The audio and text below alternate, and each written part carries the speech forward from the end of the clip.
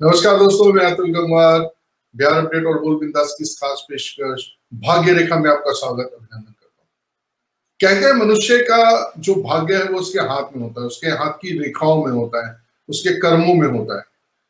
जो लिखा हुआ है वो तो होता ही है, लेकिन यदि आपको कोई सही भाग्य बांचने वाला मिल जाए तो वो आपकी उस राह को थोड़ा आसान बना देता है, या फिर उस राह में थोड़े से उपाय बताकर उसको गति दिलाता है। हमारे साथ जुड़ी हुई है हमारी ज्योतिषाचार्य गुरु माँ सरोज जी। सरोज जी, आपका स्वागत है, अभिनंदन है। आगे रेखा। हाँ, नमस्कार दोस्तों। जैसा भैया आपने कहा है कि हमारे हाथ में भाग्य की रेखा होती है, किंतु मैं ये सोचती हूँ कि भाग्य की रेखा हम लोग बदल भी लेते हैं। और इसका प्रत्यक्ष प्रमाण मैं ये दे सकती हूँ कि अगर कोई सूर्य को रोज जल चढ़ाना शुरू करे तो उसके हाथ में सूर्य की रेखा बननी शुरू हो जाती है। जी, जो उपाय हैं वो यही काम करते हैं कि आपके कर्मों को सुधार लेते हैं तो आपका भाग्य भी बनना और बिगड़ना शुरू हो जाता है। मेरा गुरु का मानना ये है कि आपको ये बताने के लिए भी आपके भाग्य में लिखा होता है कि ऐसा गुरु आपको मिले जो आपको ये बताता है कि आपका भाग्य कैसे हो सकता है। और जो आपने उदाहरण दिया उसका स्वयं प्रत्यक्षदर्शी हूँ, बहुत साल पहले मैं स्वयं। गुरु माँ, आज आप जो हमें शनि महाराज जी की कथा सुना रही थी उसको कैसे आगे बढ़ाएंगे? जी, जैसा कि आप सभी को मालूम है कि हमारे पास में 9 ग्रह हैं। हिंदू धर्म में 9 ग्रहों की विशेष मान्यता है। और सबसे पहले मैंने आप सूर्य देव से शुरू किया था, जो कि इस ग्रहों में सब इस ब्रह्मांड के राजा माने जाते हैं। तो आज का समापन जो है वो मैं अभी 7वां ग्रह जो है शनि महाराज है, तो उनके लिए अभी आपको उसकी कथा सुनाने जा रही हूँ। छोटी कथाएं तो सभी को मालूम है कि शनिदेव कैसे लंगड़े हुए, कैसे उनके पैरों में चोट आई, सब छोटी छोटी कथाएं मालूम। मैं कोशिश करती हूँ कि आपको मैं वो चीजें बताऊं जो किसी को, बहुत कम लोगों को मालूम होगी, जो उसके बारे में बहुत गूढ़ अध्ययन करते हैं वही जान सकते हैं। तो वही चीजें मैं आपको सुनाने जा रही हूँ ताकि आम लोगों को भी ये चीजें पता चले। जैसा मैंने पिछले एपिसोड में बताया था कि शनिदेव जो है भगवान सूर्य देव के पुत्र हैं और उनकी माँ छाया है। और जो छाया थी वो उनकी सूर्यदेव की पत्नी थी। उन्होंने अपनी एक छाया को उत्पन्न करके उनको छोड़ दिया था क्योंकि वो उनकी गर्मी बर्दाश्त नहीं कर पा रही थी। तो जब भगवान सूर्य और छाया माँ के जो इनके वो हैं, तो उनके 2 और बच्चे पैदा हुए थे। और इनके जो सगे भाई हैं वो हैं मनु, और इनकी एक और बहन थी, उनका नाम था भद्रा। भद्रा वही हैं जो थोड़ा बहुत ज्योतिष का ज्ञान रखते होंगे, या उनके नाना दादा किसी ने बताया होगा कि भद्रा एक ऐसी तिथि होती है जिसमें लोग किसी भी अच्छे काम को नहीं किया जा सकता है। और इनके अनुसार जब ये इनके नाना अरुण थे, अरुण जो है वो भगवान सूर्य के सारथी थे, ये सभी को मालूम है। 7 घोड़े की जो सवारी है भगवान सूर्य की, उनके सारथी जो हैं भगवान अरुण हैं। तो भगवान अरुण जो हैं वो उनके नाना थे।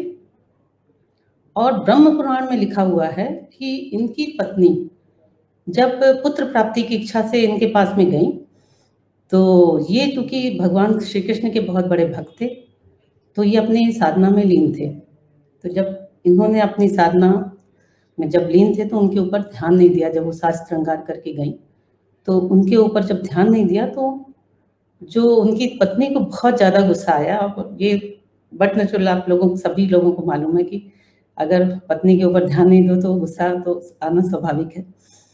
तो उन्होंने कुपित होकर उन्होंने श्राप दे दिया कि आप अब आपने मुझे नहीं देखा तो अब जिसको देखोगे उसके, जिसके ऊपर दृष्टि डालोगे उसका विनाश हो जाएगा। जब इनकी साधना टूटी तो इन्होंने पत्नी को मनाने का बहुत प्रयास किया, और जब ये प्रयास में विफल रहे, हालांकि पत्नी को मनाने का प्रयास सभी का ज़्यादातर विफल ही जाता है, लेकिन जब ये भी विफल हो गए तो उन्होंने कहा कि भाई ये श्राप तो थोड़ा सा तो उसको आप संशोधित कर सकते हो। तो पत्नी ने कहा कि एक बार जो श्राप दे दिया वो ठीक तो नहीं हो सकता, लेकिन अगर कोई आपकी अगर पूजा अर्चना करेगा तो उसको इससे थोड़ा सा राहत मिल जाएगी। और उसके बाद से शनि महाराज को ये डर बैठ गया कि जिसको भी देखेंगे उसका विनाश हो जाएगा। तो इसीलिए शनि महाराज हमेशा अपनी नज़र नीची करके रखते हैं। तो शनि की नज़रें हमेशा कभी सीधी नहीं देखी जाती। और ये मैं आम लोगों को बताना चाहती हूँ कि जब भी आप शनि महाराज के दर्शन करते हैं, कभी भी उनके सामने मत खड़े होकर दर्शन किया करिए, या उनके ऊपर तेल चढ़ाना है तो थोड़ा सा आप साइड में होकर उनके ऊपर तेल स्नान करवाइए या तेल दान करिए, ये जो भी है दर्शन करना है, पूजा करना, थोड़ा उनके साइड में होकर किया करिए, बिल्कुल सामने मत खड़े हुआ करिए, क्योंकि शनि की आंखें बहुत अच्छी नहीं मानी जाती। अब जैसा कि सभी को मालूम है कि शनि देव जो है बहुत क्रोधी स्वभाव के देवता है, और इनके रूठने से जो है बनते हुए काम भी बिगड़ जाते हैं। इसीलिए शायद मंगल से ज़्यादा शनि का प्रभाव लोगों को शनि महाराज से ज़्यादा डर लगता है। ज्योतिष में इनको न्याय का देवता कहते हैं। कहते हैं कि जो भी मनुष्य अपने कर्म करता है, अच्छे या बुरे, उसका दंड जो है वो शनि महाराज ही देते हैं। तो इसलिए जब भी किसी की साढ़े साती या ढैया चल रही होती है तो उसको विशेष सावधान होना चाहिए, और उसको चाहिए कि उस समय बहुत अच्छे कर्म करें, कि उसके जो फल मिलने वाले हैं वो बहुत जल्दी मिलने वाले हैं। इसलिए साढ़े साती या ढैया से लोग डरते हैं, क्योंकि वो जो कर्म करते हैं उसका फल बहुत उनको शीघ्र मिलता है। तो इसलिए उनको साढ़े साती या ढैया चल रही हो तो विशेष रूप से उनको अपने कार्यों में अपना अच्छे कार्य करना चाहिए और उस पर ध्यान देना चाहिए। इनका शरीर जो है बिल्कुल नीलमणि, इंद्र नीलमणि के समान नीला है, चमकदार है, और सिर में इनके स्वर्ण का मुकुट पहना हुआ है, गले में एक माला, हाथ में धनुष बाण है, और एक हाथ जो है अभय की मुद्रा में है। इनकी सवारी भैंसा भी है और गिद्ध भी है, दोनों चीजें हैं। इनकी अशुभ होने से जो मैं ये बताना चाहती हूँ आज, कि अगर आप भी ये सब चीजें जान सकते हैं कि अगर शनि आपके कुंडली में अशुभ चल रहे हैं तो क्या होगा। जब भी शनि अशुभ होते हैं तो उनके मकान का कोई ना कोई हिस्सा गिर जाता है या डैमेज हो जाता है, या पूरा ही कि पूरा मकान किसी कारण से गिर जाता है, या फिर किसी कर्ज के कारण से, या फिर लड़ाई झगड़े के कारण से बिक जाता है। क्योंकि शनि जो है मकान का कारक है, तो मकान में सबसे पहले उसमें असर आता है। क्योंकि ये नज़र आपकी दृष्टि का भी कारक है और नज़र का भी कारक है, तो ये आंखें भी खराब करते हैं, और दांत भी जो है वो समय से पहले गिरना शुरू हो जाते हैं। जिनका शरीर बहुत खराब होता है उनके दांत बहुत जल्दी खराब हो जाते हैं। पेट में हमेशा कब्ज रहती है, और थोड़ा गैस भी बहुत ज़्यादा बनती है, क्योंकि वायु का कारक भी शनि ही है। तो इसलिए जो अपच, गैस, घुटनों में दर्द, क्योंकि घुटनों में जब हवा आ जाती है, वायु आ जाती है, हम लोग कहते हैं उसको बाय कहते हैं, तो जब भी बाय आ जाती है तो घुटनों में दर्द, और जिसको गठिया कहते हैं, बाय रोग कहते हैं, वो भी हो जाता है। और बाल भी गिरने लगते हैं, क्योंकि शनि बालों का भी कारक है। तो जिनके शनि बहुत अच्छा होता है उनके बाल भी बहुत अच्छे होते हैं, और लेकिन थोड़ा सा ऑयली होते हैं, थोड़ा तेल चिपचिपापन उनमें ज़्यादा होता है। तो शनि के अशुभ होने से बाल भी गिरने लग जाते हैं। तो ये अगर आप लोग चाहें तो खुद भी टेस्ट कर सकते हैं कि अगर आपके कुंडली में शनि अच्छा बैठा हुआ है या कुछ कष्ट दे रहा है। अगर ये शनि अच्छे हो गए तो आपको हर कार्य में सफलता मिलेगी, क्योंकि शनि मेहनत का भी कारक है, तो आपको हर कार्य में सफलता भी मिलती है। मेहनत थोड़ा कम करना पड़ता है क्योंकि शनि अच्छा है, और बाल और नाखून आपके मजबूत हो जाते हैं, व्यक्ति बहुत न्यायप्रिय हो जाता है, और उसको समाज में मान प्रतिष्ठा और सम्मान बहुत अच्छा मिलता है। तो शनि आपने देखा होगा कि जितने भी हमारे देश के या किसी भी कंट्री के लोग हैं, वो जो अच्छे माननीय प्रतिष्ठित लोग हैं, उनका शनि ज़्यादातर अच्छा होता है। उसी कारण से उनके गाड़ी बंगला, उनको काम भी थोड़ा कम करना पड़ता है, आराम से रहते हैं। तो शनि इन सब चीज़ों का कारक है। तो मैं ये कहूँगी कि अगर इनको प्रसन्न करना है तो इसके लिए उपाय ये है कि अगर आप भैरव उपासना, सबसे अच्छा भैरव उपासना है, तो भैरव उपासना करते हैं तो आपके लिए, या फिर महामृत्युंजय का जाप करें तो वो भी बहुत अच्छी रहेगी। काले कपड़े पहने, काले कपड़े, काला तेल, काली उड़द, जूते भी शनि का कारक हैं। जब कभी शनि खराब होता है तो जूते चोरी हो जाते हैं। मंदिरों में तो आपने अक्सर देखा होगा कि लोग कहते हैं कि जूते अगर चोरी हो गए तो कोई बात नहीं, कुछ कष्ट टला, ये कष्ट यही शनि है।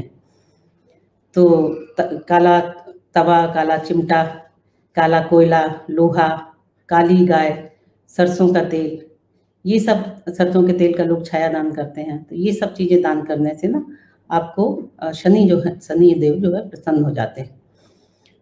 साथ ही मैं ये उनको लोगों को सावधान करना चाहूँगी कि जो लोग, अगर शनि का कुछ प्रॉब्लम चल रही है, ढैया, साढ़े साती या कुछ भी किसी भी तरह की प्रॉब्लम चल रही है, या अच्छा करना चाहते हैं, तो अपंगों से, अंधे लोग जो हैं वो शनि का कारक है, क्योंकि दृष्टि का कारक भी शनि है।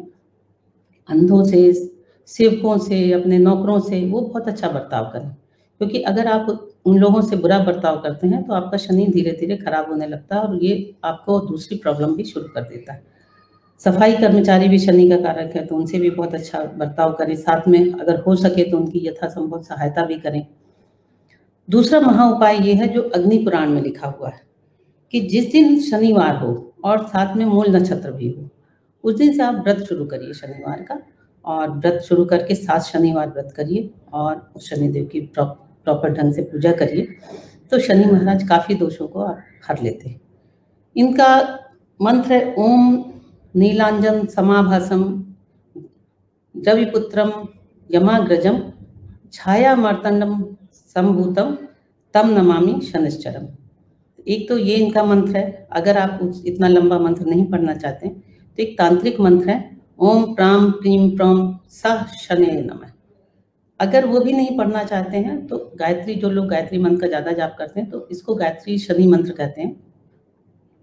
ओम भगभवाय विद्महे मृत्युरूपाय धीमहि तन्नो शनि प्रचोदयात्। इसके अलावा अगर इनकी 8 पत्नियां हैं, अगर उनको आप प्रसन्न कर लें तो शनि महाराज प्रसन्न हो जाते हैं। उनका नाम है, नाम से आपको ये पता चल जाएगा कि उनकी पत्नियां किस तरह की होंगी। ध्वजनी धामनी चैव कंकाली कलह प्रिया। तो कलह प्रिया आपको समझ में आ गया होगा, बाकी तो पता नहीं। कंटकी कलही, कलह करने वाली।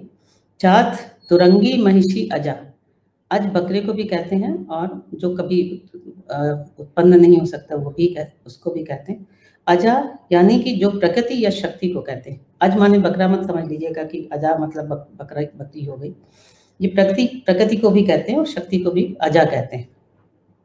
तो अगर ये 8 नाम शनि महाराज की पत्नियों के ले लेते हैं तो आपको शनि महाराज इससे प्रसन्न हो जाते हैं।